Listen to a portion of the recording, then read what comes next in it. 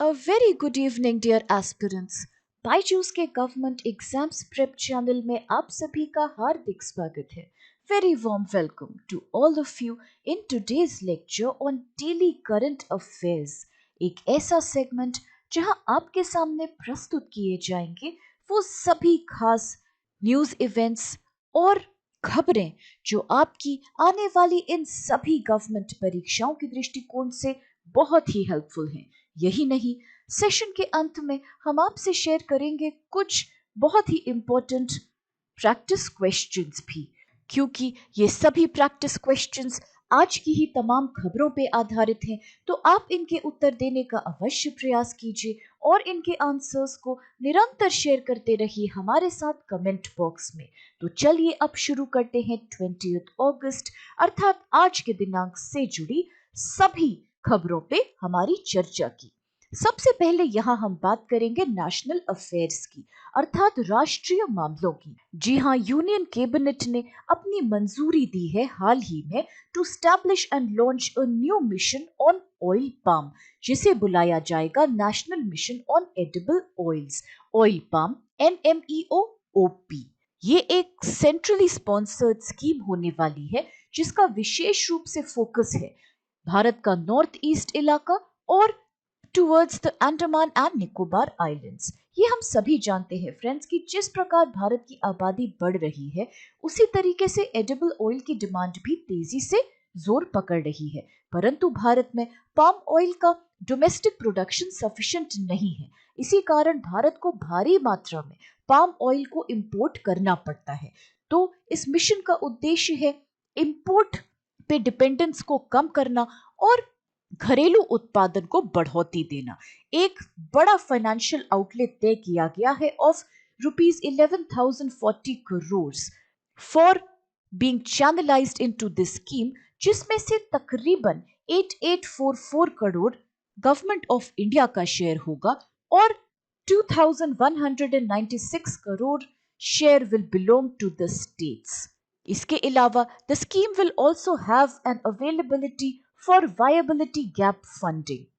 अगर बात करें किस प्रकार से ये स्कीम बढ़ोतरी को टारगेट कर रही है पाम ऑयल के प्रोडक्शन में, तो आप याद रखिए कि it has been proposed to cover an additional area of 6.5 lakh hectare for palm oil production और इसका टारगेट समय निर्धारित किया गया है 2025 और 2026 वर्ष तक का, जिससे कि the total target of 10 lakh hectares ultimately can be achieved.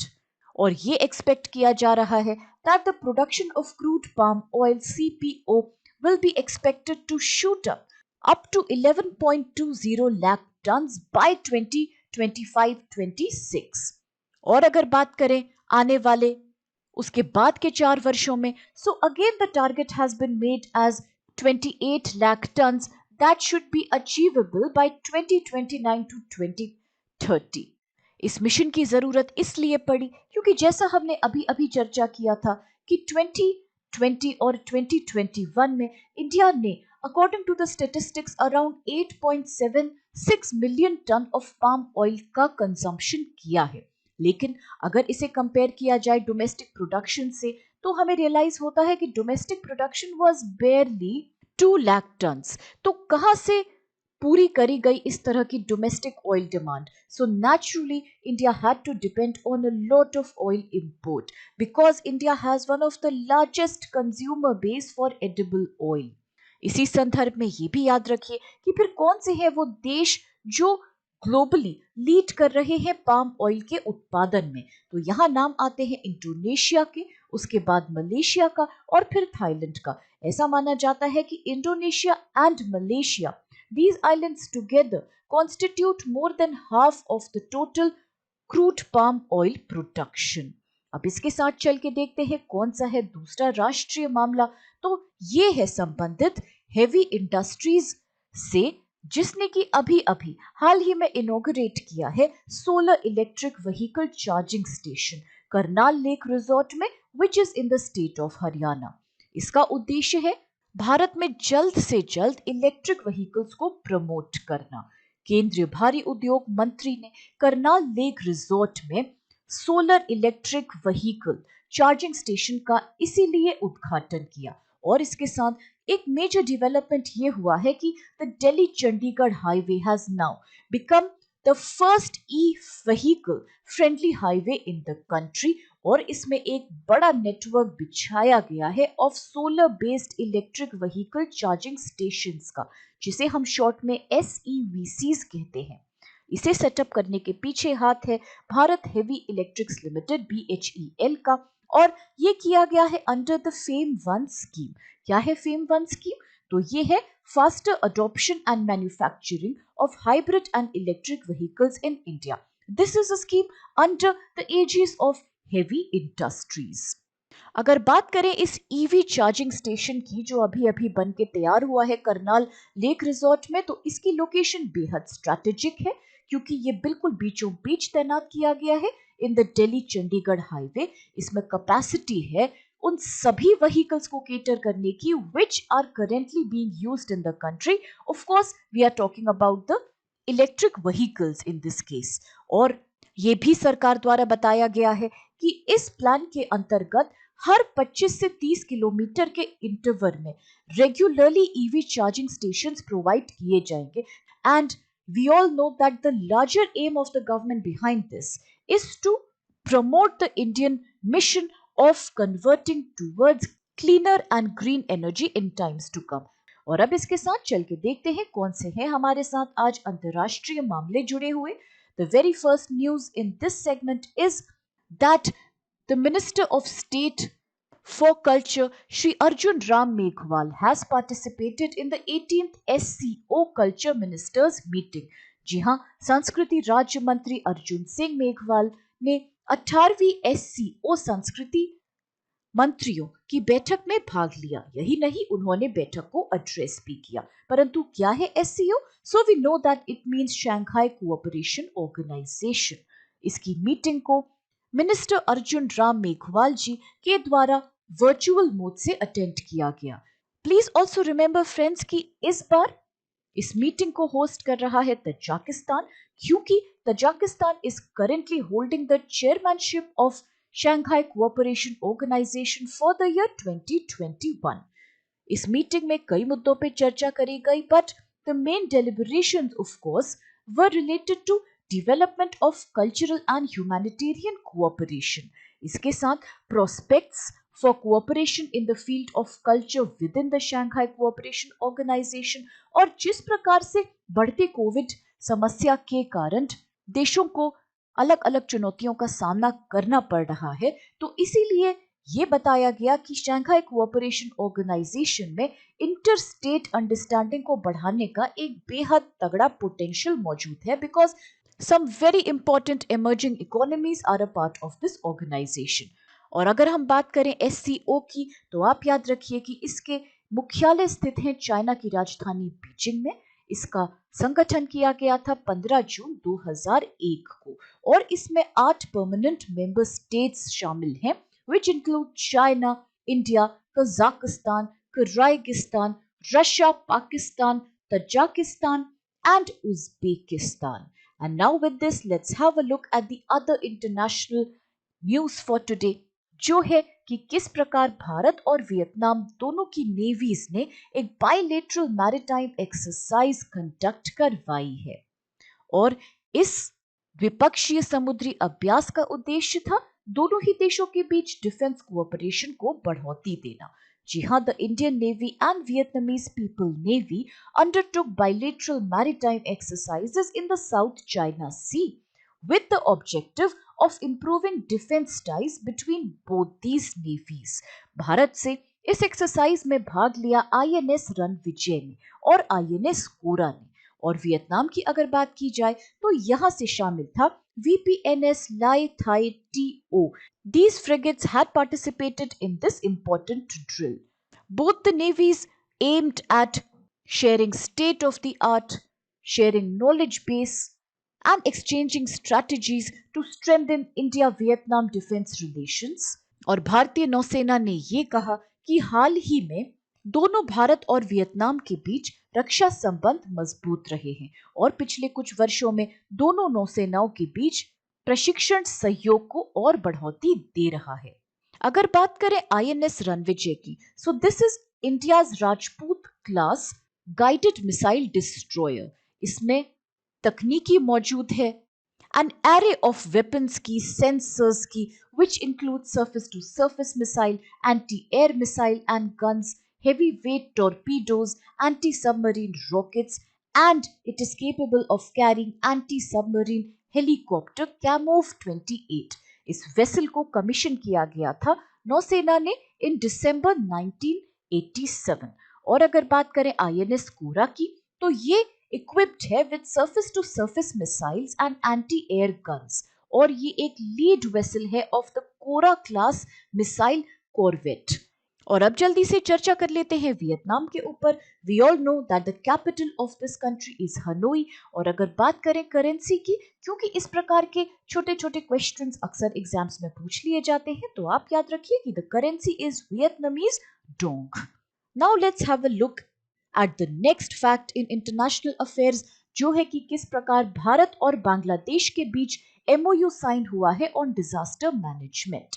Union cabinet ने मंजूरी दी एक मेमोरेंडम ऑफ अंडरस्टैंडिंग को between the national disaster management authority of India and the country Bangladesh on cooperation in the fields of disaster management, resilience and mitigation.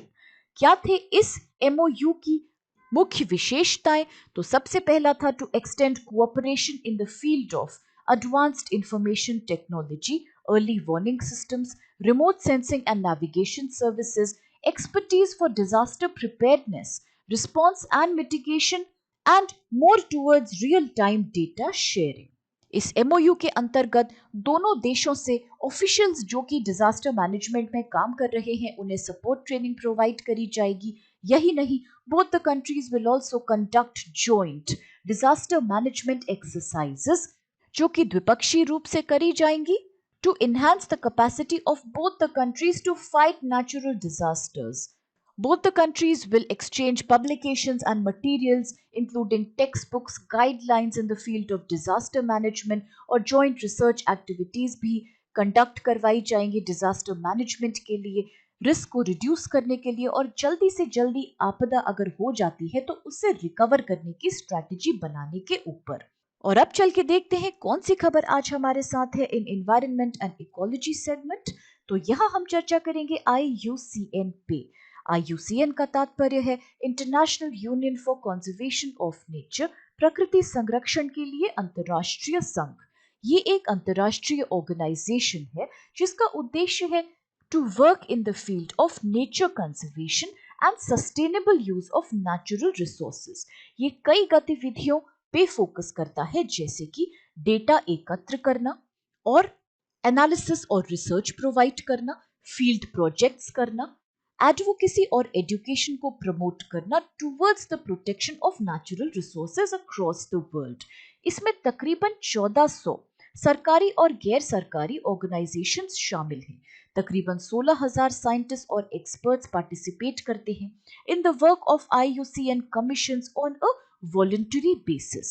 IUCN का एक observer status और consultative status है in the United Nations, और ये एक बहुत महत्वपूर्ण भूमिका निभाता है in implementation of several international conventions on nature conservation and with the objective of protecting biodiversity. यही नहीं, it has also been involved in establishing the world wide fund for nature and world conservation monitoring centre. अगर बात करें कि किस वर्ष हुई थी IUCN की स्थापना, तो ये था 1948, लेकिन इसका पहले अर्थात इसका अर्लियर नेम था international union for the protection of nature and natural resources. यही ये भी जानना आवश्यक है कि इसके हेडक्वार्टर्स फिर कहाँ है सिचुएटेड, तो इसके हेडक्वार्टर्स हैं स्विट्जरलैंड देश के एक शहर ग्लैंड में सिचुएटेड। और अब चलिए चर्चा करते हैं इंपॉर्टेंट स्कीम्स की या इंपॉर्टेंट कमिटीज की। तो आज हम चर्चा करने वाले हैं नेशनल टेक्निकल टेक्सटाइल मिशन की, अर्थात NTTM की, जिसे की cabinet committee on economic affairs ने अप्रूव किया था, and it had announced the setting up national technical textile mission with an aim to make India a leader of technical textiles across the world। कुछ विशेष बातें जो जुड़ी हैं national technical textiles mission से वो है कि इस मिशन का इम्प्लीमेंटेशन पीरियड 4 साल निर्धारित किया गया है, जो कि शुरू होगा तकरीबन 2020-21 से और जाएगा to the end of 2023 to 2024। तो ये टाइम पीरियड आप विशेष रूप से याद रखिए और ये भी याद रखिए कि एक टोटल आउटले तय किया गया है 1480 करोड़ रुपए का, which has been finalized by authorities for this mission. A mission directorate will be operational in the Ministry of Textiles, and Mr. Nihar Ranjan Dash has been appointed as the mission coordinator for the National Technical Textiles Mission by the Indian President. इस mission को बनाया गया है keeping in mind the objectives of Make in India initiative by the Government of India. और अब चल के देखते हैं कि कौन सी पर्सनालिटी आज न्यूज में है हमारे साथ। तो आज हम बात करने वाले हैं मिस्टर नितिन चुग की, who has announced his retirement as MD and CEO of Ujjivan Small Finance Bank. Mr. Nitin Chugh has announced his retirement from the post of MD and CEO with effect from September 30, 2021. उन्होंने कई व्यक्तिगत कारण बताए हैं for his decision towards this retirement plan और September 30, 2021 से he will also stop being a member of the board of directors of the Ujjivan Small Finance Bank. उन्होंने इस बैंक की लीडरशिप को संभाला था मई 2019 में और इसके पहले वह HDFC बैंक में हेड करते थे डिजिटल बैंकिंग इनिशिएटिव्स को।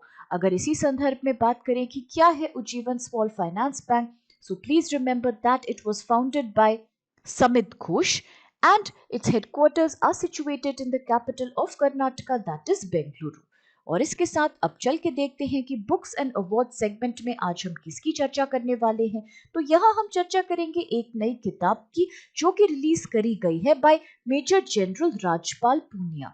उन्होंने किताब लिखी है with the name of operation Khukri to tell the untold story of Indian army's brave mission in Africa.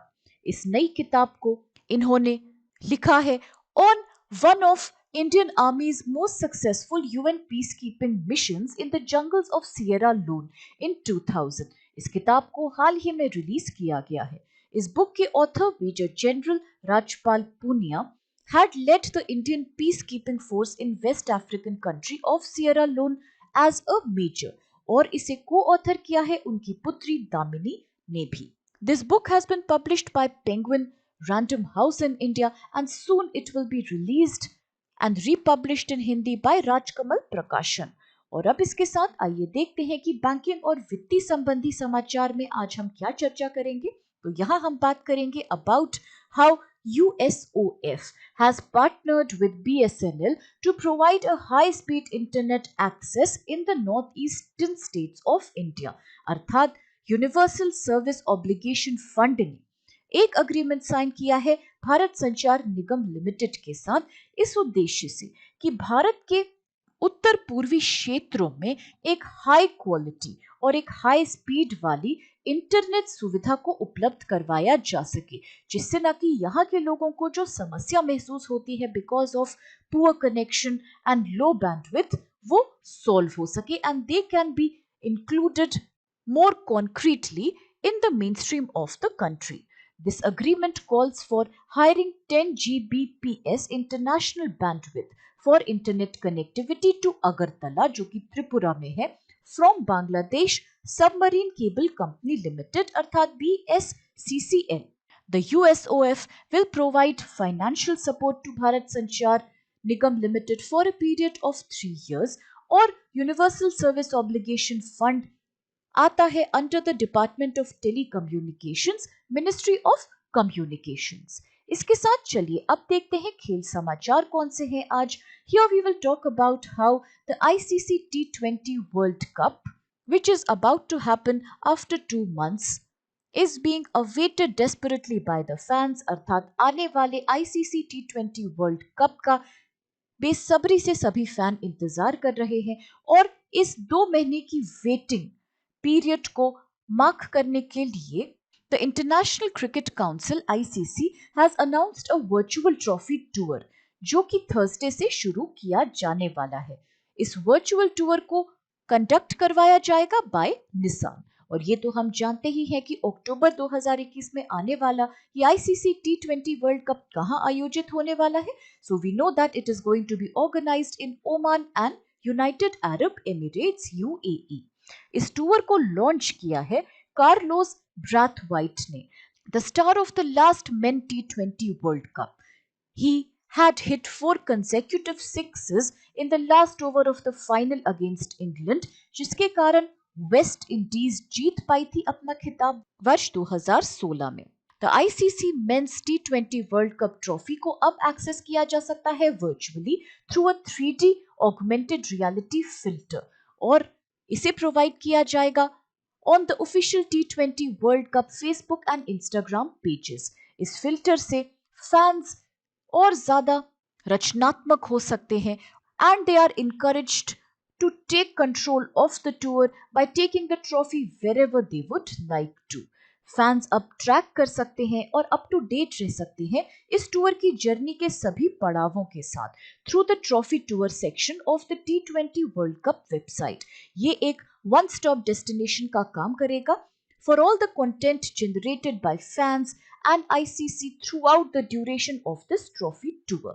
With this अब देखते हैं आज कौन सा महत्वपूर्ण दिवस है। तो आज एक बहुत ही इंपॉर्टेंट दिवस है जो है इंडियन अक्षय ऊर्जा दिवस। जी हाँ, भारत आज की दिनांक को अक्षय ऊर्जा दिवस सेलिब्रेट करती है हर साल with the objective of promoting the use of renewable energy and moving away from the use of more traditional energy sources. ये तो हम सभी जानते हैं कि the renewable sources of energy such as biogas, solar, wind energy and hydroelectric energy सभी प्राकृतिक हैं, इसीलिए इनका कोई साइड इफेक्ट या दुष्प्रभाव नहीं पड़ता है प्रकृति पे। The Ministry of New and Renewable Energy, the Government of India had declared 20th August as the Akshay Urja Diwas in the memory of late prime minister Rajiv Gandhi, क्योंकि आज ही के दिन उनका जन्मदिन होता है।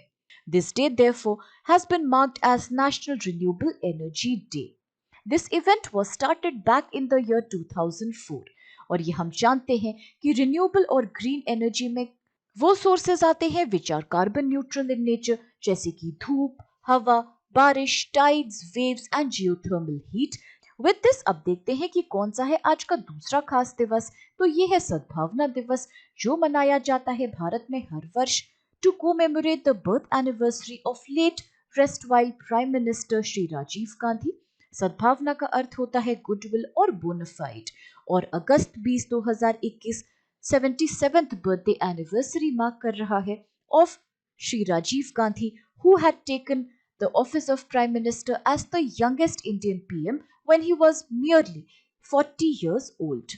इस दिन का उद्देश्य है नेशनल इंटीग्रेशन और कम्युनल हार्मनी को बढ़ावा देना, भारत में सिचुएटेड सभी रिलीजन्स के बीच, अलग अलग भाषाएं बोलने वाले समुदायों के बीच, अलग अलग इलाकों के बीच, और लोगों तक ये मैसेज पहुंचाना that violence is only stopping them from progressing in life. और अब चलिए देखते हैं कि आज हम कौन से इंपॉर्टेंट इवेंट्स के ऊपर बात करने वाले हैं। तो यहाँ हम आज बात करेंगे about different important regional organisations, जहाँ सबसे पहले we will talk about ASEAN, अर्थात association of south east Asian nations. ASEAN के बारे में आप सबने सुना होगा, इसके बारे में छोटे बड़े फैक्ट्स भी आप याद रखिएगा from the point of view of exams, such as the headquarters of ASEAN are situated in Jakarta in Indonesia. It was founded in 1967। और कौन कौन से हैं इसमें मेंबर्स शामिल, तो ये हैं Brunei, Cambodia, Indonesia, Laos, Malaysia, Myanmar, Philippines, Singapore, Thailand और वियतनाम। अगली चर्चा हम करेंगे बिम्स्टेक के ऊपर, जो है bay of Bengal initiative for multi sectoral technical and economic cooperation. इसका सेक्रेटेरिएट है बांग्लादेश की राजधानी ढाका में स्थित। इसका संगठन किया गया था वर्ष 1997 में। इट कंटेन्स 7 मेंबर स्टेट्स, जिनमें 5 हैं साउथ एशिया से, including Bangladesh, Bhutan, India, Nepal and Sri Lanka, और 2 हैं साउथ ईस्ट एशिया से, जिसमें म्यांमार और थाईलैंड शामिल हैं। अगली चर्चा हम करेंगे सार्क की, अर्थात South Asian Association for Regional Cooperation के ऊपर। तो सार्क का उद्देश्य है to promote economic growth, social progress and cultural development in the South Asian region. इसका संगठन किया गया था 1985 में। इसके हेडक्वार्टर्स है नेपाल की राजधानी काठमांडू में स्थित। अगर बात करें कि सार्क के सदस्य देश कौन है, तो यहाँ नाम आते हैं अफगानिस्तान, बांग्लादेश, भूटान, इंडिया, मालदीव्स, नेपाल, पाकिस्तान एंड श्रीलंका के। और इसके बाद चर्चा करेंगे हम एपेक की, अर्थात एशिया पैसिफिक इकोनॉमिक कोऑपरेशन की, जिसे एपीईसी भी कहते हैं। इसको बनाया गया था 1989 में और इसके मुख्यालय है सिंगापुर में स्थित। और अगर बात करें इकोनॉमिक कोऑपरेशन ऑर्गेनाइजेशन ईसीओ की, तो इसको बनाया गया था 1985 में and it was founded in Tehran, अर्थात ईरान में, by the leaders of 3 countries including Iran, Pakistan and Turkey. ये एक प्लेटफॉर्म प्रदान करता है to discuss ways of improving development obstacles and to promote trade and investment opportunities within these countries। और इसके साथ अब हम बात करते हैं ब्रिक्स के ऊपर, जो कि एक बेहद ही चर्चित संगठन रहा है हाल ही में। तो BRICS stands for Brazil, Russia, India, China and South Africa. परंतु 2010 के पहले इसे खाली ब्रिक कहा जाता था, क्योंकि उस समय साउथ अफ्रीका देश यहाँ शामिल नहीं था। Only after South Africa was included in this organization in 2010, it became BRICS। और ब्रिक्स से जुड़ा हुआ एक इंपॉर्टेंट फैक्ट ये भी है कि the new development bank NDP is one of the multilateral development institutions that has been created by BRICS, जो कि सक्सेसफुली काम कर रहा है बैंकिंग के क्षेत्र में to lend financial assistance to the infrastructure and sustainable development projects in BRICS and other emerging economies and developing countries। और अब चल के देखते हैं which questions do we need to solve here। सबसे पहला प्रश्न आज का है which country is the largest producer of palm oil in the world, अर्थात विश्व में पाम तेल की सबसे ज्यादा उत्पादक करने वाला देश कौन सा है। ऑप्शंस है A China, B Iran, C Indonesia, D India. The next question is which of the following has become the first e-vehicle friendly highway in the country, अर्थात भारत में पहला ई वाहन अनुकूल राजमार्ग कौन सा बना है। ऑप्शंस है A Delhi Jaipur expressway, B Hyderabad Guntur highway, C Delhi Chandigarh highway, या फिर ये है डी। और अब देखते हैं the third question which says when was the Shanghai cooperation organisation formed, अर्थात एससीओ शंघाई सहयोग संगठन का गठन कब किया गया था। ऑप्शंस में कुछ वर्ष हैं such as A 2000, B 1999, C 2001, D 2002। आज का चौथा प्रश्न है recently India has signed an MoU on disaster management with which country, अर्थात हाल ही में भारत ने किस देश के साथ आपदा प्रबंधन पर एक समझौता ज्ञापन हस्ताक्षरित किया है। ऑप्शंस है A Bhutan, B Bangladesh, C Myanmar, D Sri Lanka. And the fifth question is where are the headquarters of international union for conservation of nature situated, अर्थात कहाँ है IUCN के मुख्यालय स्थित। ऑप्शंस है A Paris, B Geneva, C Gland, या फिर डी रोम। आज का छठा सवाल है what is the implementation period for the national technical textiles mission, अर्थात राष्ट्र तकनीकी वस्त्र मिशन के लिए इम्प्लीमेंटेशन पीरियड की अवधि क्या है। ऑप्शंस है ए 2021-22 टू 2024-25, बी 2019-20 टू 2022-23, या फिर ये है सी 2020-21 से लेके 2023-24, और इज इट डी 2020-21 से लेके 2025-2026। और अब आज का नेक्स्ट क्वेश्चन है नितिन चुग has announced his retirement as the CEO and MD of which bank, अर्थात नितिन चुग ने किस बैंक के सीईओ एमडी के रूप में अपनी रिटायरमेंट की घोषणा करी है। ऑप्शंस है A NABARD, B Ujjivan small finance bank, C Bandhan bank, और is it D Equitas small finance bank. आज का 8th क्वेश्चन है where is the 2021 ICC Men T20 world cup scheduled to be held, अर्थात 2021 ICC पुरुष T20 विश्व cup कहां आयोजित होने वाला है। ऑप्शंस है A Netherland and Italy, B Oman and UAE, C UAE and Qatar, और is it D Scotland and UK?